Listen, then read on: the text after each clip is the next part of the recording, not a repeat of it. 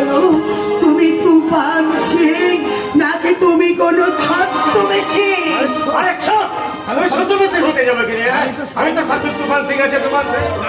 তাই যদি হবে তাহলে এই গানের লাইনটা তুমি জানলে কি করে জানলে? সেই আবৃত্তি আমাকে আবৃত্তি করে শুনিয়েছিলে, তোমার মনে আছে? বলো বলো কি করে জানলে সেই আমার রাহুলদার করা আবৃত্তির কথা? সত্যি করে বলো তুমি কে, কি তোমার পরিচয়? আর সত্যি করে বলো আমার রাহুলদা কোথায়? আমি তো তোমাকে পহেলেই বলে আছি যে ও রাহুল বাবুর কাছে আমার জেলখানা আমি পরিচয় হয়েছিল, আর ওর কাছে তো আমি সবকিছু শুনে গেছি। আর ও গানা দিয়ে গেছিল, আর ও গানা মিথ্যা কথা আমি সবকিছু ওর কাছে শিখে গেছি। ভালো করে তুমি তুমি তুমি তুফান সিং নাও, আমার মনে হচ্ছে তুমি কোনো ছদ্মবেশী। যে ভালো করে শুদ্ধ করে বাংলায় কথা বলতে, যে ভালো করে বাংলায় শুদ্ধ করে কথা বলতে পারে না, সে বাংলায় আবৃত্তি করছে, বাংলায় গান গাইছে, এটা আমার বিশ্বাস হচ্ছে না। আজকে সত্যি করে তোমাকে বলতেই হবে আমার রাহুলদা কোথায়। বলবে জরুর বলবে কাকুরা বেবি, আজ আমি তোমাকে সব দোষ শ্বাস বলবে।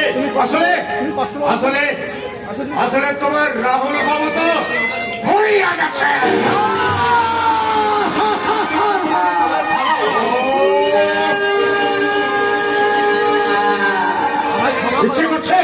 ইচ্ছে করছে আমি ছুটে গিয়ে কাকুনকে জড়িয়ে ধরে বলি, না না কাকুন না, তোমার রাহুল মরিনি, তোমার রাহুল তোমার ভালোবাসার জড়িয়ে আজ বেঁচে আছে। আমি তোমার রাহুল, কিন্তু কোনো কারণে আমি আজ বলতে পারছি না। তুমি কি শোনালে? তুমি কি শোনালে? যাকে ফিরে পাওয়ার আশায়, আমার রাহুলদা যাকে ফিরে পাওয়ার আশায় মরে গেছে।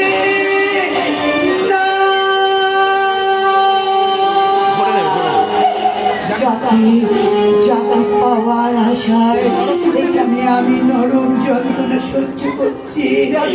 সে তাকে যখন আমি আর পাবো না, সেই যখন মরেই গেছে, তাহলে আমার আর বেঁচে থেকে কি হবে? আমিও আত্মহত্যা করে মরে যাবো। কখন তুমি